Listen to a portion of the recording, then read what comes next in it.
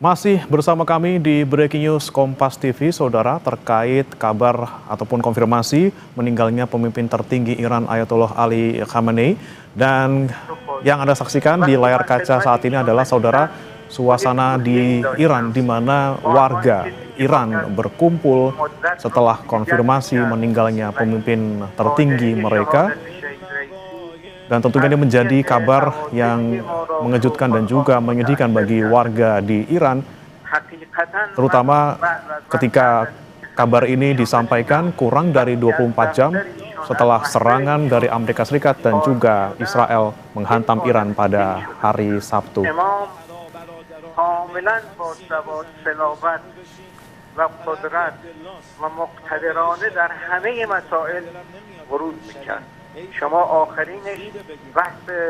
Dan konfirmasi kematian Ayatollah Ali Khamenei juga disampaikan oleh jurnalis di Associated Press yang berada di Iran, Saudara. Dan berikut pernyataannya.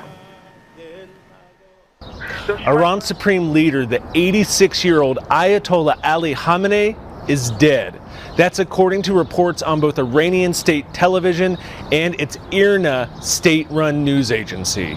Now, they offered no details on how Khamenei died, but he was the target of joint American-Israeli airstrikes that have just pummeled at Iran over the last 24 hours. Now, his death is going to set up a new moment for Iran. Iran has only had two supreme leaders so far, the Ruhollah Khomeini, who led the 1979 revolution, and Khamenei, who came into power in 1989 and led Iran through decades of tensions with the United States over its nuclear program, as well as its support for proxies in the wider Middle East. Masih bergabung bersama kami juga Dian Wirengjurit, Duta Besar RI untuk Iran 2012-2016, dan juga Mas Hasibullah Satrawi, pengamat Timur Tengah. Tadi seperti sebelum jeda, saya mau ke Pak Dian. Pak Dian, dengan kemudian sikap sementara paling tidak yang sekarang diambil oleh negara-negara di Teluk untuk tidak menyerang kembali Iran, dan kemudian ada kemungkinan dua tadi ya Pak ya, antara penggulingan rezim yang mungkin diharapkan oleh sebagian negara-negara di Teluk dan juga pengukuhan revolusi Islam Iran di sana. Mana yang kemudian akan lebih mengarah gitu Pak? Penggulingan atau pengukuhan? Terima kasih Mas. Begini, saya dalam hal ini menegaskan apa yang disampaikan Mas Hasibullah. Tidak akan terjadi pergantian rezim. Artinya apa? Yang ada adalah pengukuhan rezim Islam yang usianya baru 47 dengan dua pemimpin. Buat saya perjalanan masih jauh dibandingkan dengan monarki yang ribuan tahun. Dan sekarang terjadi tragedi ini.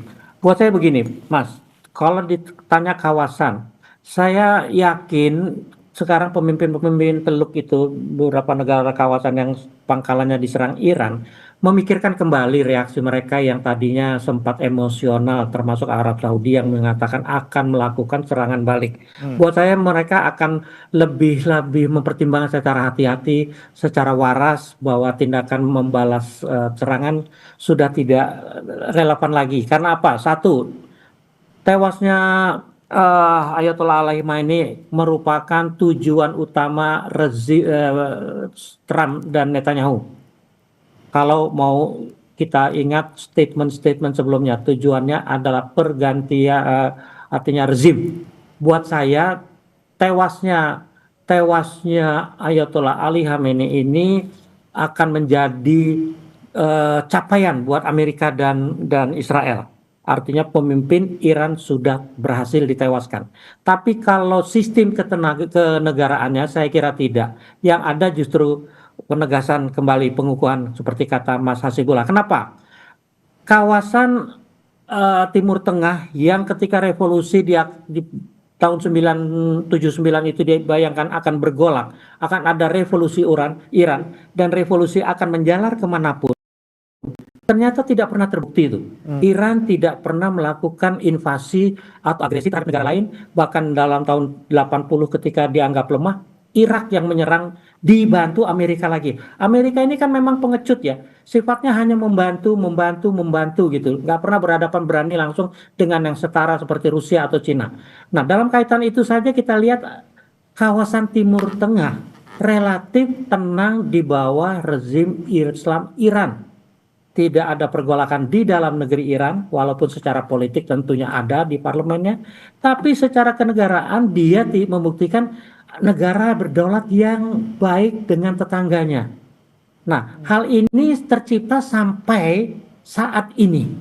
Artinya tidak ada yang namanya sengketa atau konflik militer secara langsung dengan tetangganya. Walaupun di sekitarnya Iran ada Pakistan yang ramai sekarang dengan Afghanistan, Irak yang ramai dengan ISIS, ada Syria. Iran tidak pernah usil dengan negara tetangganya. Walaupun diakui memang di negara-negara itu ada elemen Syiah dukungan Iran. Tapi Iran tidak mengganggu tetangga dalam konteks invasi atau apa. Artinya apa? Pemimpin Arab di Teluk berhutang budi kepada Ayatollah Khomeini dan Khamenei untuk ketertiban kawasan. Dan itu hanya terganggu akibat ulah Amerika dan Israel, khususnya di bawah pemimpin yang sakit jiwa seperti Netanyahu dan Trump yang secara licik menggunakan teknologi untuk membunuh pemimpin yang memang sangat sederhana dan pengawalannya sangat light, sangat ringan. Oke, baik. Yang kemudian saya ingin tanyakan kembali ke Mas Hasibuloh. Mas Hasibuloh, tadi kata Pak Dian mungkin kalau untuk serangan balik dari negara-negara Teluk ini tidak relevan gitu ya. Tapi kalau menurut Anda, keputusan mereka untuk tidak menyerang balas ataupun belum menyerang balas Iran ke sana ini lebih ke dasar untuk istilahnya menghindari konflik, menghindari kerugian ekonomi, atau tadi kemungkinan bakal terjadi rezim gitu atau pergantian rezim di sana? Ya, sebenarnya untuk negara-negara Arab Teluk sendiri, mereka kan juga ada kerawanan, malah bisa jadi lebih rawan daripada Iran. Yaitu bukan hanya secara ekonomi, tapi juga khawatirnya krisis ini juga bisa menyerempet, bisa melebar, katakanlah ke negara-negara Arab Teluk tadi, yang kalau kita bandingkan demokrasi sebagai salah satu fundament yang sangat kuat bagi tegaknya sebuah negara, maka sebenarnya Iran memiliki itu, karena walau bagaimanapun Iran tetap ada pemilihan langsung. Walaupun memang di ujungnya di kalangan para pemimpin elit Ayatollah Ali Khamenei, kemudian terutama di kalangan majelis khubara itu atau majelis ahli itu memang khusus pemilihannya, tidak langsung semuanya dari rakyat. Tapi kalau dibandingkan dengan negara-negara Arab Teluk bahkan Timur Tengah secara umum yang sampai sekarang secara demokrasi mereka belum punya, artinya apa? Negara-negara ini ada kerapuhan yang luar biasa. Karena kekuasaannya dibangun, dijaga sekali lagi dengan kekuasaan yang kuat oleh mereka. Karena dari rakyat itu kan mereka tidak punya suara. Karena sekali lagi mereka oposisi, kalau menjadi bahaya mungkin katakanlah sistem hukumnya berjalan dan menangkap mereka yang dianggap sebagai pengganggu bagi kekuasaan misalkan. Dan tidak ada penjadwalan yang teratur berkaitan dengan pergantian rezim. Ini kerawanan sebenarnya kalau kita lihat dalam sistem kerajaan ataupun yang belum mengikuti sistem demokrasi. Nah, dalam konteks itu sebenarnya kerawanan bagi negara-negara Arab Teluk secara khusus dan Timur Tengah secara umum itu lebih berlipat-lipat. Karena itu mereka maunya itu sebisa mungkin berada dalam zona aman dan nyaman. Tidak perlu terpengaruh dengan berbagai macam kondisi yang membuat rakyatnya bisa bertanya, apalagi bisa menggugat misalkan. Kita ingat peristiwa Arab Spring misalkan, itu kan betul-betul luar biasa menjadi sebuah ketakutan karena mereka bisa mengalami seperti yang terjadi di Tunisia, yang terjadi di Mesir, yang terjadi di Libya, dan di banyak lagi negara yang lainnya. Dan kalau krisis ini berkepanjangan menjadi katakanlah mengganggu kondisi rakyat di negara-negara Arab Teluk ini, bukan tidak mungkin juga akan menimbulkan gelombang protes atau mungkin krisis lebih lanjut. Selain soal krisis ekonomi, selain soal krisis politik yang mereka hadapi. Nah, oleh karena itu menurut saya sekali lagi perang ini betul-betul menjadi sebuah jebakan dilematis, terutama bagi negara-negara Arab. Kalau bagi Iran dia udah fighting. Memang dia berada pada posisi yang diserang. Jadi mau tidak mau pilihannya adalah melawan, apalagi dengan nilai-nilai yang kita kenal dari Iran tentang perlawanan, kemudian tentang bahkan kemartiran dan lain sebagainya yang sudah mengakar dalam tradisi rakyat Iran, itu nggak usah jual ke Iran, akan dibeli gitu. Jual tantangan maka mereka akan beli, dan Iran membuktikan itu dalam banyak perang yang sudah dilakukan, termasuk yang paling baru dari tahun 2024, 2025 dan sekarang 2026. Jadi Iran siap untuk menghadapi yang tadi disampaikan oleh Pak Dian, kalau diganggu mereka siap. Tapi yang sangat baik menurut saya, dan itu juga kita saksikan, itu yang di dalam bahasa Arab dikenal sebagai prinsip husnul jiwar. Jadi hubungan yang menjaga pertetanggaan. Dan itu terawat selama ini, kecuali memang ketika Iran diserang seperti yang terjadi sekarang, baik diserang maupun oleh Amerika ataupun proksi-proksinya atau sekutu-sekutunya.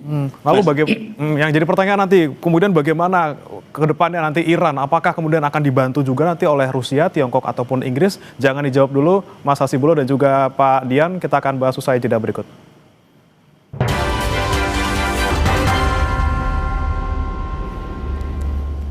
Kembali di Breaking News Kompas TV, saudara, tadi sebelum jeda ada janji yang kami ingin tanyakan kepada Pak Dian maupun Mas Hasibulo yang juga masih bergabung. Namun sayang sekali Bapak-Bapak, waktu kita terbatas. Terima kasih sudah bergabung di Breaking News Kompas TV. Kita harapkan semoga konflik yang terjadi antara Iran dan juga Israel ini cepat mereda, karena apapun tujuannya, perang tentunya hanya akan membawa kehancuran. Terima kasih Pak Dian Wiringjurit, Duta Besar RI untuk Indonesia 2012-2016, dan juga Mas Hasibulo Satrawi, pengamat Timur Tengah, sudah di Breaking News Kompas TV. Selamat pagi. Assalamualaikum. Selamat pagi, terima kasih. Waalaikumsalam. Kami tutup Breaking News kali ini, saudara. Jangan lewatkan informasi terkini lainnya dalam program Kompas Siang sesaat lagi. Saya Beri Manatenaya. Sampai jumpa.